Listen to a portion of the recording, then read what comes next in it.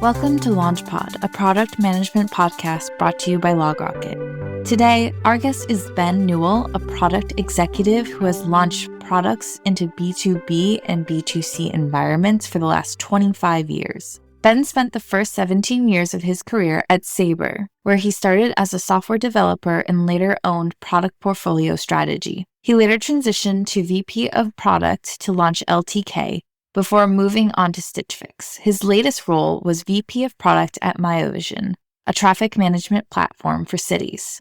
On today's episode, LogRocket's VP of Marketing, Jeff Wharton, talks to Ben about the importance of psychological safety on product teams, how belief in success strengthens teams, and the importance of ensuring a foundation of solid product management principles before incorporating more complex tactics. So, here it is, our conversation with Ben Newell. Hey, Ben. Nice to have you on, man. Thanks for joining us today. Thank you for having me, Jeff. It's a pleasure to be here. Off the bat, we like to start with just a little bit of let's get to know each other. Product management is one of those things that it can just be so diverse and so differentiated across every company. And I've had this issue where my mother-in-law will say, she still doesn't know what I do. So when you're talking to a how do you define or describe what product management is? It's funny you asked this question because my kids, I have a 14-year-old and a 12-year-old. Yeah. And when I ask them what I do, they say, Dad does clickety-clack, zoom, zoom. It's typing away on the keyboard and sitting in meetings. And a lot of days, product feels like that. But if I were to describe it to people, it's fairly straightforward to say, look, our job is to understand the problems that people face, to creatively come up with solutions to those problems, and then do the work to build and then get it in the hands of those customers. That's been a pretty straightforward way for me to think about product management. And actually, as I've gathered more experience in my career, I try to really come back to those principles a lot of just, look, what are we doing here? We're trying to understand the problems, we're trying to come up with solutions, and then we're going to get it in the hands of people and try not to overcomplicate it. At heart, I feel like that's the gist of almost any tech company you're going to be at is solve the problem, find it, define it, solve it, and ship a product that does that. Yeah.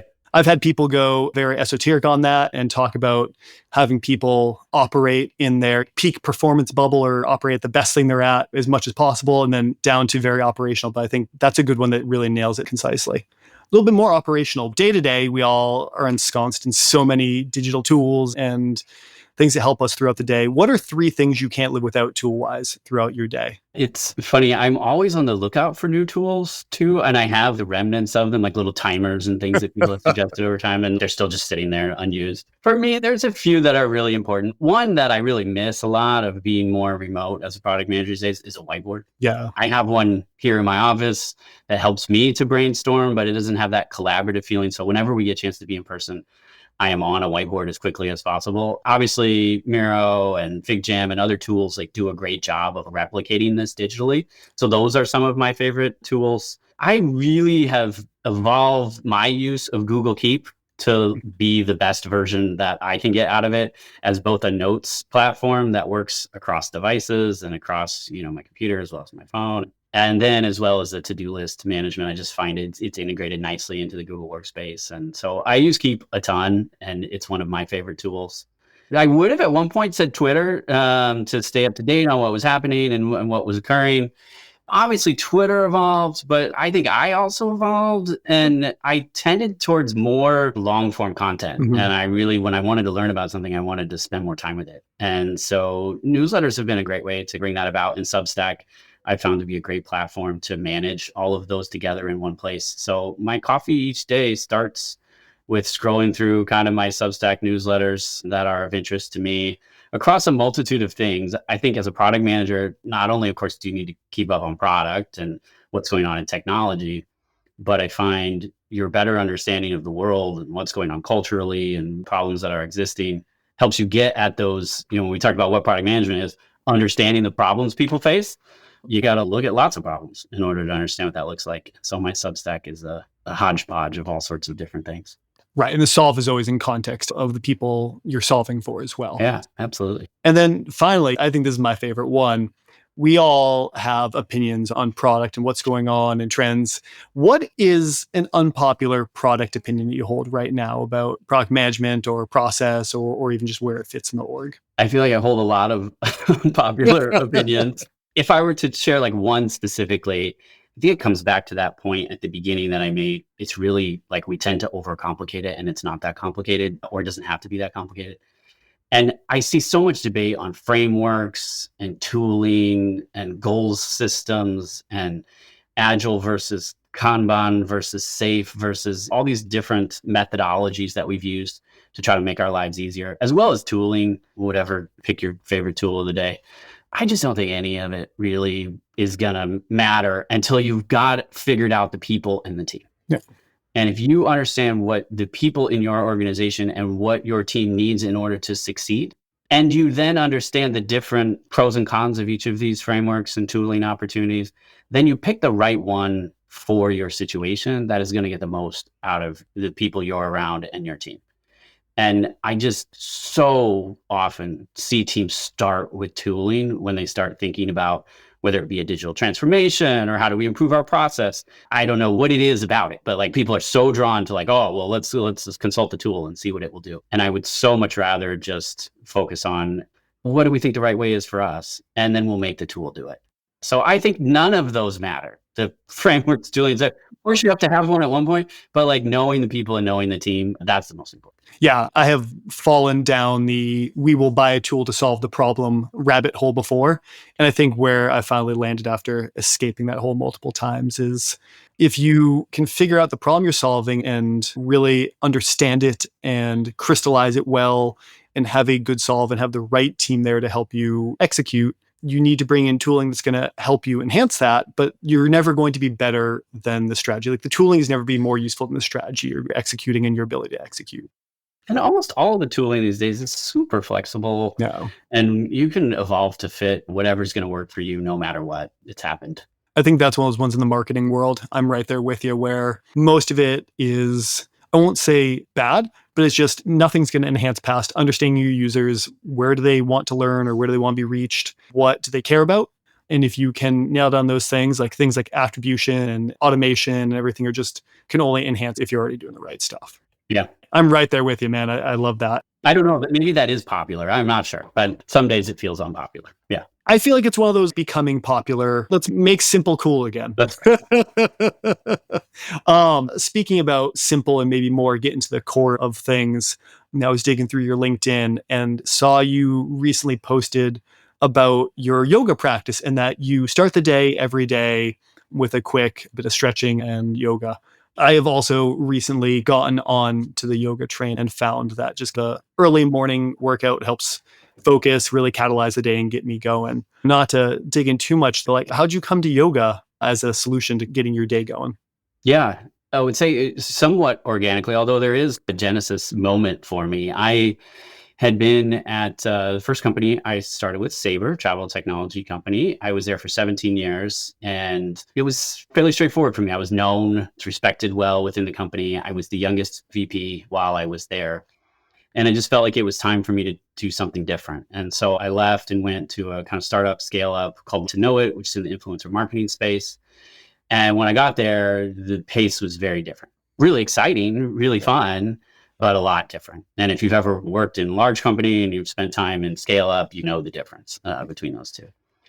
And I found that for me, anxiety and stress is a challenge. I need to manage it, right? And I don't know if you've ever seen this, like it's the Yerkes-Dodson curve. It's not complicated. It's a bell curve. But what it says is that, hey, when we don't have much stress, anxiety, we're not at optimal performance. Like we're not quite there yet. And when we have too much, we're not at optimal performance. And so there's this like middle of the curve where it's the optimum amount of stress and anxiety to get optimal performance.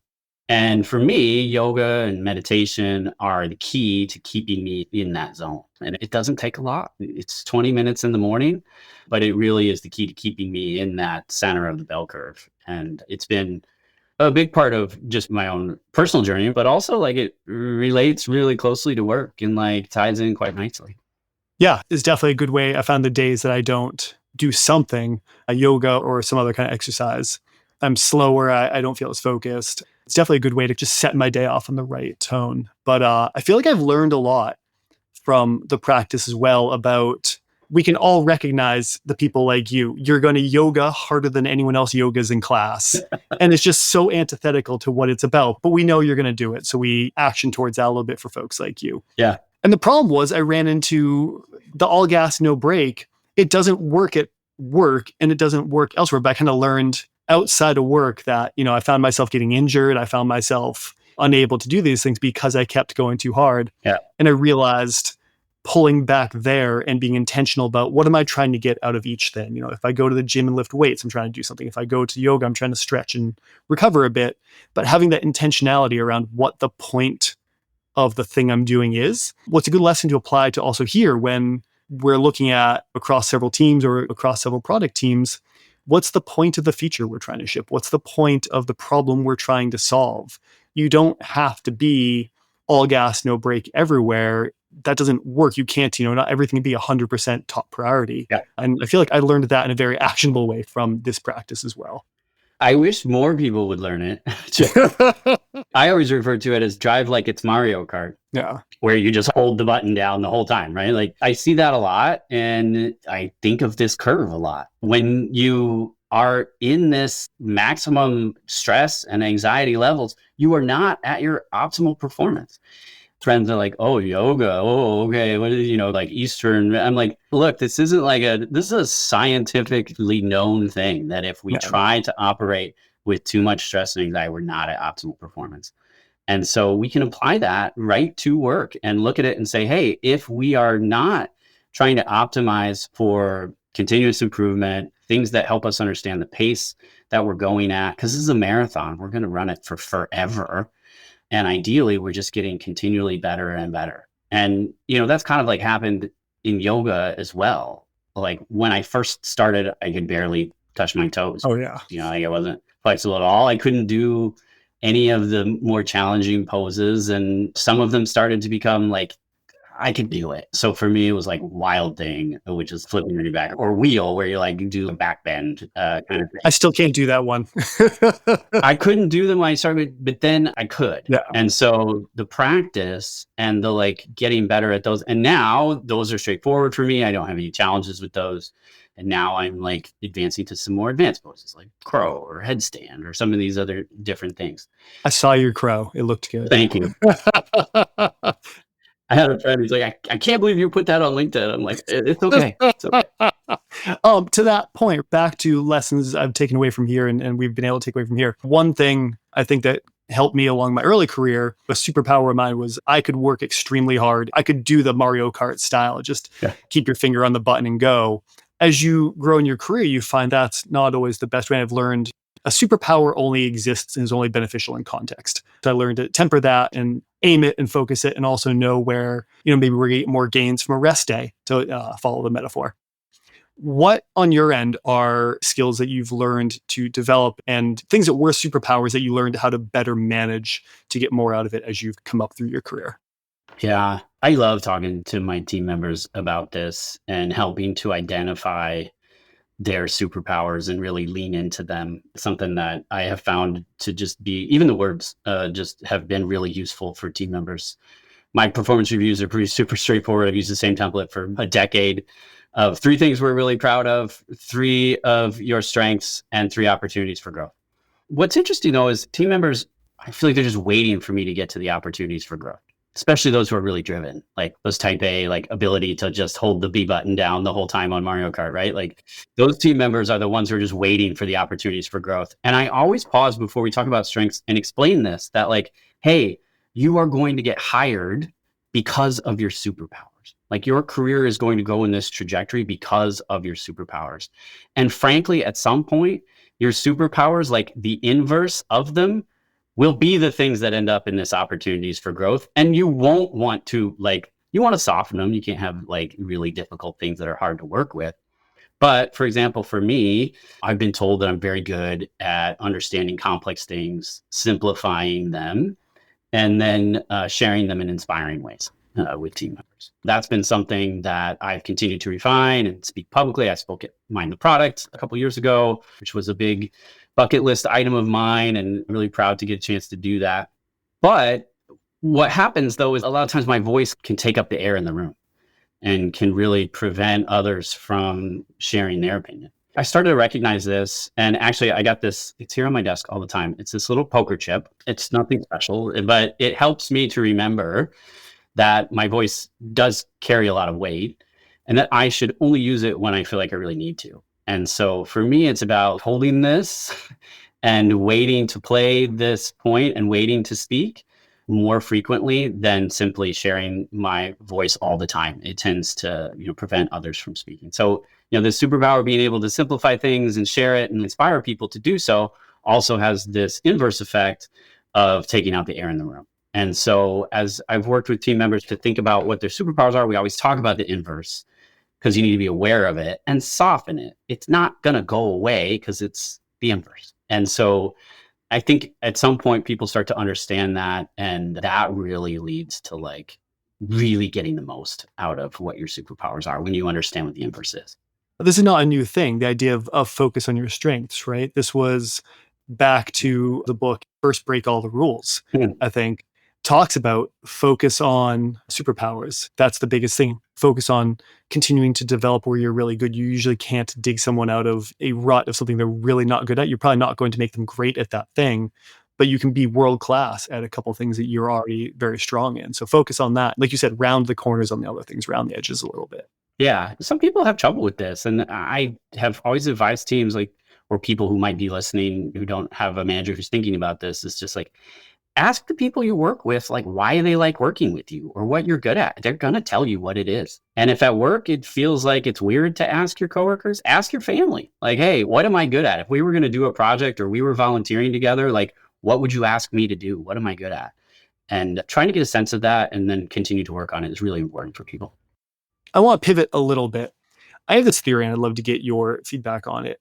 Hypothesis here is that the difference between great companies and average companies, and this probably applies more to scale-ups than anywhere else, is not that great companies succeed at more things and average companies fail more often, but rather that they pick the right things to succeed at and to be great at. So I guess it's back to they focus on their superpowers, they focus on the things that are really going to drive exponential value, and they do them really well. Off the bat, what's your reaction to that? How does that sit with someone like you who's probably seen from the product side a lot more than I have? I think lots of teams can make things. There is a certain level of challenge in making things at all, but like lots of teams can make things. To make great things, to make great product is frankly very difficult. And then to do it and then sustain it is even more challenging. I've said before, there are three things that like make great teams. And you touched on one of the most important ones, but also frankly, probably one of the hardest ones, which is focus. And if I had a dime for every time someone said that our main problem is focus, like it's very common. We all know it. Yeah. And yet here we are regularly adding things to the pile. And I want to say unbelievable, but it's believable now because I've seen it for 25 years. Like, right. But really, if you want to be great, you got to focus first and foremost. And I think one of the hardest things of focus is that it does require people who may not necessarily at this moment be able to give 100% of their time to that problem. You might look at them and go, I don't know that our DevOps people really need to focus on this problem because they're only like 35% of their time they could spend on this. And so instead of taking the 35% and focusing it, you go zero. You're like, okay, they don't need to focus on this. And I think that's one of the key things is like a recognition that focus might, especially at the beginning, mean that not everyone can put 100% of their time against this thing, although we need all of everybody's time. The second thing is really about team and it's about people. We talk a lot about psychological safety, and that's really the crux of it. People need to feel like they can say, I don't get it. I don't understand what you're saying, or I don't think that's a good idea, or be able to share things that might sound crazy up front. Like that is critically important for success of a team. And I will say in my career, I've worked in 5 different industries across a bunch of different situations, built many products from scratch and big products. Yeah, maybe 2 or 3 times I felt like I've had a team with like really good psychological safety, and it really matters. It makes a huge difference, and it really gets the best out of everyone, especially if you have a really diverse team too. Now you're talking, if you get a diverse team with psychological safety. And then lastly, and feels kind of Ted Lasso cheesy, but you got to believe. people got to believe that you can solve this problem, that you can be the most successful at this, that you can drive to the goals that you have set out for the organization. You really do have to believe it. And when you look at goal setting, it's one of the challenges I find all the time is people like, oh, we'll set these really lofty goals and then that will help people to really push. Yeah, but I do have to believe that I can achieve that. If it's so lofty that I just don't believe it, I'm like, how would we ever do that? It's not going to work. So when I look at the difference between good, and good's not bad. No. It's better than bad. It's good. The difference between good and great boils down to those three things. Focus. Do we have psychological safety as a team? And do we believe in this? Yeah. And it's really hard to get those things and then even harder to maintain. Yeah, I mean, I think we've all been in or know someone who's been in the kind of team that has very low psychological safety. And you can feel that the team is not, motivated. And it probably ekes out to they also don't believe as a result. But people don't, back to kind of operating at a high level of stress probably inhibits performance once it crosses a threshold. That puts you over that threshold pretty quick. Yeah. If your meetings are like everyone's camera off and no one's saying anything, it's not a good sign. You need a hard reset. Yeah, you need a hard reset. You're not gonna achieve great. But yeah, I mean, it's interesting because there is a almost dichotomy there that you have to pay attention to, especially if you are a scale up, let's say, or at that kind of startup scale up, high growth, or even a big company with a challenger product. You need to focus on the right things.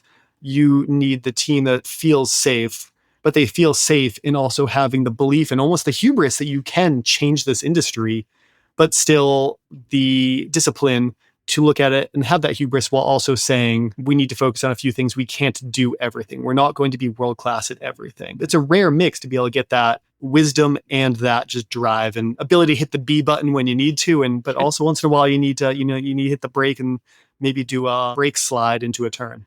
Yeah. But you asked me to start, what are 3 tools you use each day? Or if I asked you to go to your phone and we were focused on software, I've done software and hardware and like this mix of real world stuff. But if I were to ask you to go to your phone and tell me the great things that are on your phone, the great products. It's a couple, right? Yeah. So does everyone do it? Yeah. It's hard to make happen and you want to set the goals for it, but also it's very difficult to build great things that people love that stand the test of time as well. Exactly. I think this brings us to a good point to jump to. You've talked a lot about kind of the progression of product management and that you can't just jump right in. You're not going to be a master right away. There's kind of this idea of, 101, 201, 301, progressing and maturing through the practice that is product management. Yeah. Can you maybe go into in detail a little bit, like what are those levels? Yeah, absolutely. I think this has been something that I've come to throughout my career and recognized and helped form like the techniques to get this done, and regularly had the chance to do 101 and regularly had the chance to do 201. I really only gotten to the 301 stuff a few times. And this is where you start to see that great products start to exist. I was thinking of it a little bit like we talked about yoga and how some of the poses were very difficult for me at the beginning that are now fairly straightforward. But I didn't start out on day one trying to do a headstand or a handstand. Like I wasn't trying to start with the most difficult and complex elements of yoga on day one. And yet I so often see this happen in product management. We have some great thought leaders in our space who are talking about the 301 techniques and what that really takes to be great. And I agree with almost all of it. Like it's wonderful work. And I have a whole library here of all of it that I've read. Yet too often I see teams start with those things instead of, all right, what are the basics? Like we need to make sure that we can do the basics before we can start looking at some of these pieces. And so when I look at product management 101, to me, it's really the product org is set up, it drives, and it's capable of consistent execution. So people know that the product org is where these ideas come from and where you bring ideas to. You understand your value in the market and you know what your 3 to 5 big initiatives are. So you have a sense of what you're working on. Mm-hmm. You have a realistic roadmap, something that you can believe in as a team. This is not always the case. Like you have a realistic one. You've got some top level metrics and the rest of the org knows to get feedback to you. So when a customer, it comes to you. And then lastly, you can get things done. This is an achievement. If it's set up it's driving and you can consistently execute, that is an achievement that you should be proud of as a team. So many teams cannot do this. And if you can't do these things, frankly, you don't have a lot of business talking about fully empowered product teams and talking about prototyping and talking about some of the 301 techniques. You need to be able to do these base things in order to then progress to them. It doesn't take forever to put it in place, probably 6 months, 3 to 6 months, depending on where you are today. But 101 is an achievement that teams should be proud of when they get there.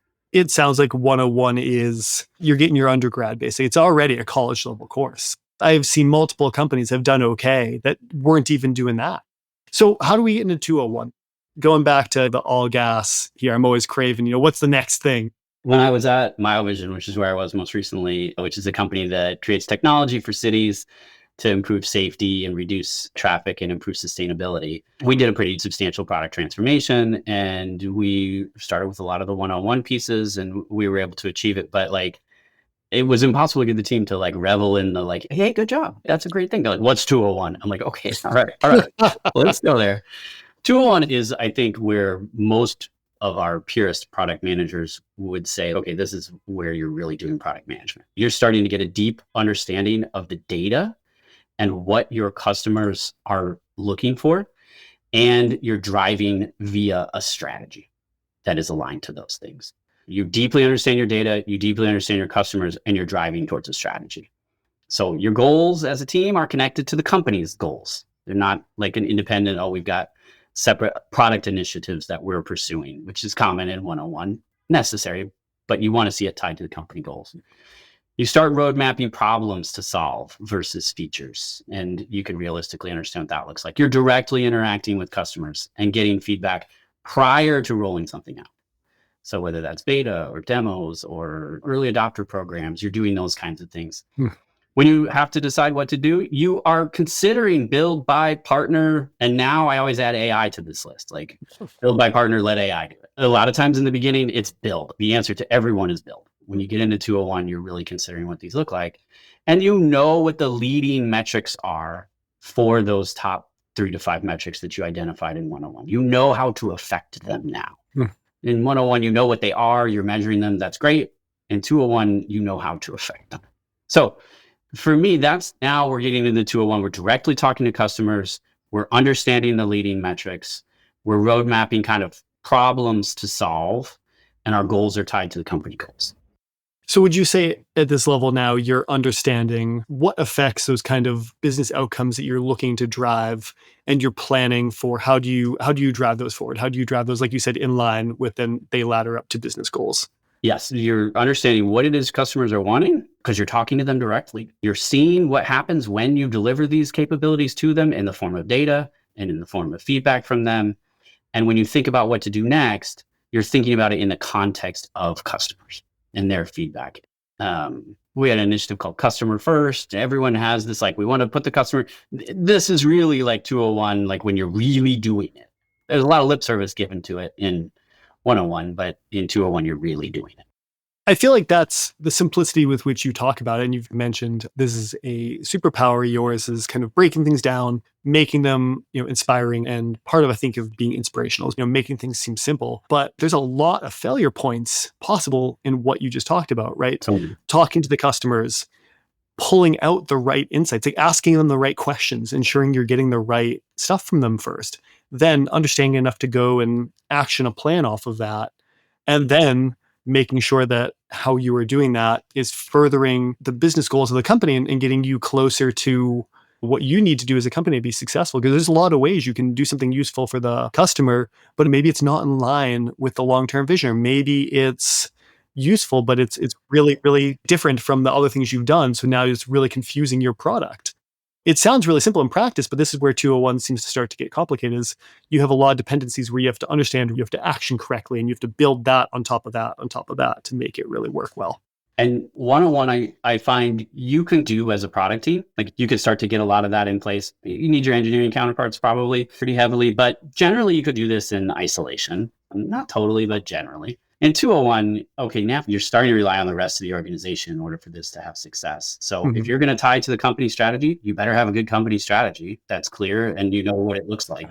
And that's not always true, right? So if that's going to be part of your 201, then you better have a good company strategy. If you're talking directly to customers, then you likely now have a path by which you're interacting with your account management teams, your sales teams. Maybe it's a community site where you've got direct consumer users. You have some of these pieces in place, and it's not always true that those things are in place.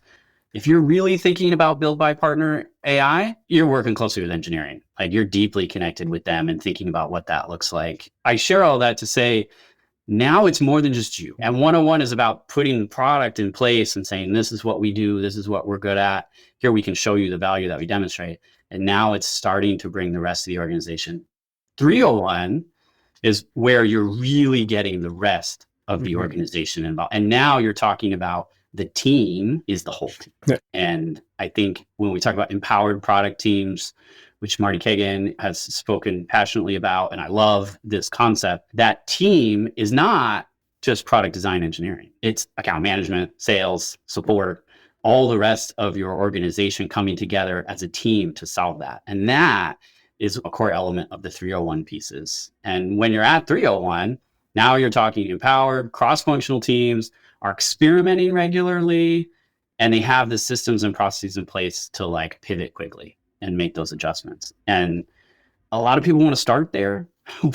When I'm getting started in an organization, people are like, we need to do this. I was like, I know we need to do that, but we can't just start doing handstands on the first day. We've got to stretch out. We got to warm up. We got to get some of these things in place so we can make that happen. I think the simplicity with which you kind of lay it out, the complicated nature of doing these things right. This is something where execution really matters. And I heard someone say, your strategy is never better than the execution. This is getting in the details, understanding those nits about what does the customer need? How do you work with teams across the company to understand that and to build it? So it's a great framework. I appreciate you going through it. Like change management becomes really important here. There's a lot of change in what I just described. So you better be good at it. Communication, you better be good at, because you're talking across the whole organization. Depending on the size of your teams, that could be very difficult. And then of course you need this like mentality of continuous improvement, which stems towards the psychological safety and the belief that we talked about as well. So you got to have those things too. You know, I can make it sound like it's simple, and ideally good things are simple, but it can be very difficult, and it generally is. To dive into one thing there, because I think it sounds like an important part of that is you're probably not going to operate this way if you don't have a team that believes and is feeling psychologically safe. I feel like it's very hard to do all those things right and have the confidence in yourself to crystallize these ideas and execute on them well and work across teams if the belief that you're doing can achieve this isn't there, or if you don't feel you're in a spot where you can action these safely and you're constantly just worried about messing up or making a misstep. So you've also talked a lot on that vein about bringing joy back to the workplace, or joy in the workplace, and why it's so important in having a joyful team. And I don't think you're getting at like we should have carnivals and pizza parties and stuff like that, but more really like intrinsic, like satisfaction almost. Yeah, I think of it like smiles is what I think of. You know, you touched on a couple of things there. One thing I want to say is you can't make all of it happen as the product leader. You've got to get some teammates in the process of making this happen, of creating a psychologically safe environment. You can do things to mess it up for sure, but you can't independently make it happen. You've got to get some colleagues and some partners in this process. Obviously, your head of engineering is going to be critically important in being a good partner. Some organizations have product operations to help you in these ways. You got to reach out to your head of sales. You got to like make sure that it's not just you, that in these conversations without you, these things are getting repeated. And when that starts to come together, it's really exciting to get it moving and get it off the ground. There's a lot of smiles in that time and a lot of celebration. Now, how elusive is this? Because it seems like everyone talks about, we're post-ZIRP and all that. And there's been a lot of headwinds for a lot of companies. And I think product, especially over the past 2 or 3 years, I think we've seen a lot of teams reduced in size quite a bit. Yeah. It seems it's easy to be joyful when you're in a psychologically safe environment and you're showing a lot of progress, your company's doing well, things are humming.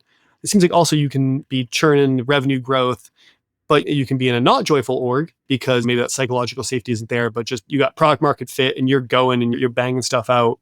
But it seems like the critical piece there is it possible in an org that maybe isn't performing or is having a tougher time right now? How do you look to bring joy in that kind of more tenuous environment where maybe they're not growing 50% year over year or 100% year over year? They're not hitting goals necessarily, but they're doing good product work still. Yes, you are correct. It is easier to smile when things are going well. There's less pressure, there's less anxiety. Again, if you think about the curve, you might not have enough to be an optimal performance, but it is easier. When things are going poorly, though, what I really want people to understand is the answer is not no smiles. I can guarantee that is not the answer. The answer is, how do we continue to let people feel safe? And how do we create an environment of experimentation, of pressing forward, of optimal performance? Because if we can't have that, we're definitely going to keep failing then. The answer is not push people into the area where their performance starts to go down. And yet that is almost always what happens when things start going poorly. We jam on the B button. We're like, work harder, work more, work harder. And we scientifically know that's not the answer. And yet we do it. This is where your experience as a leader and the discipline to know these things and say, yeah, I've been here before. I know what this looks like. The answer is not jam on the B button. Yep. It is, we've got to make sure that we have an environment of safety for these teams and that there is the right amount of anxiety and stress. Of course, we're not saying back off, do whatever you want. That's not the answer.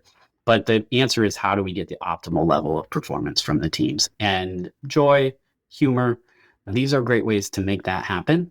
And the only way it will happen is if you model it as a leader. If you can have a whole team who at one point was a really psychologically safe team and joyful and spending a lot of time interacting and smiling with each other. And if you bring in a leader who just doesn't reflect that or doesn't feel that way, it will destroy all of that. And really need to make sure that as a leader, you don't let that happen. It's interesting. In that kind of situation, I always go back to, there's an anecdote from, I think it was 2020 at this point, or 2021, where something like this exactly happened, right? A lot of our go-to-market centers around content. We want to create content for the people who would use and buy our product and build trust that way. And we found it to be a very effective way to go to market. But one of our blogs years ago was the distribution mechanism was search. It was very SEO focused. And there was a Google algorithm change that just tanked traffic. We lost 50% of traffic overnight. And the team freaked out, which makes sense on face is the natural reaction. And we managed to get them back on track and keep driving and actually feeling good about it, because we focused on what we talked about earlier. What is the superpower of this team? And do we know that's the right thing that we want to keep driving at? And it was. We focused on, we've always created great quality content that explains things well and serves the people we're trying to inform in an effective manner. And we continue to focus on it and said, we've always kept doing this. We did not lose traffic because you all got less good about doing this thing that you are amazing at. Sure. What happened is this outside factor changed. We're going to learn from that. We're going to make some tweaks to address it, but we want to keep doing this core thing well. And what ended up happening is we were able to turn their kind of thought process around that, no, we're still a great team. We're going to keep pushing. And within, I think, 4 months, we had actually ended up growing, an additional 50% over where that drop had started from, because we were able to keep them going, keep them feeling safe, and keep them driving. But like you said, you don't want to up the stress beyond what people are capable of handling, but can you use it to inspire even better? And in that case, you can definitely do that. A similar story, Like to Know It. There was a time period where the product was dependent on Facebook's API. And if you liked something on Instagram, we would get notified about that and send you an email with a link to the products that are inside of that image. Well, Zuckerberg was preparing to speak at Congress, and Facebook, without any warning or notice, turned off the APIs. And so our metrics, wait, what's wrong? 0? What's going on here? So rally, whole organization in a meeting room. We've got to figure this out. We'd been playing with the idea of our own mobile app. Could we make it happen? I don't know if we really felt like we were just doing so well in this other space. We felt like eventually it'll happen. But so bring everyone together, clearly understand the focus. All right, we have to create our own solution now. That's focus. To your point, this wasn't our doing. And so what are the answers? What's possible? People started yelling things out. Engineers were like, I'm looking at this other API. It looks like maybe we could pull this off. All these kinds of things were happening. Very safe environment. There wasn't the like, oh, make that happen immediately. Okay, great. When will it be done? It was more like, what could we do? So you're creating this safe environment, but understanding that we had a goal, which was, all right, we've got to get this product to market as quickly as possible. And we have all these customers who are used to our service today, who we know will adopt if we can make this happen. And so a belief that we could do it. And so again, back to those three things of like, how do we focus? How do we create a safe environment for people to be themselves, to exhibit that joy, to challenge each other? And then how do we create the belief? We launched the product, and within 9 months, we'd had 1 million new users, which was better than what we had seen for Twitter or better than what we had seen for others early stage. So we were really proud of that moment, but it stemmed from a similar kind of story of like, oh, what happened here? And we've got to work to resolve it. Those are nice, sometimes almost better than it's slowly deteriorating and we don't know quite what we're doing wrong, which is tough sometimes. That's just such a great encapsulation. Sometimes I feel like if you have the right team, catastrophe can be the catalyst that brings about just the next level of greatness out of them. I could steal your whole day here and I could keep talking to you for quite a while, but I think that's a good spot to end. Great example of all these principles rolled up into an actual practical application. So yeah, Ben, man, thank you for coming on. I appreciate the time. It was joyful. I feel like you put a little joy back into my workday. Great to learn this stuff too. Great to talk about yoga. If people want to follow up or people have questions, what's a good place to reach out to you? These days, LinkedIn is usually the best place to connect. I try to share some of these kinds of things on there regularly. Feel free to follow along and comment if folks want to do that. And our product community is often, product can be a fairly lonely job. And so I think it's important for product leaders and product managers in teams to see what others are doing, to talk to each other. Sometimes we can create that joy amongst our community for each other and continue to press that forward. I've really appreciated your thoughts today, Jeff, as well, and really enjoyed it. And hope folks can get something out of like, it really doesn't have to be that complicated in terms of the spirit of what you're doing. It is complicated to make it happen, though. And there are some things you've got to do, like we talked about, to make that a reality. Nice. Love it. Well, thanks so much. I feel like there's more to talk about, so we'll have to have you on again soon. For now, appreciate you coming on. Have a good one. You too.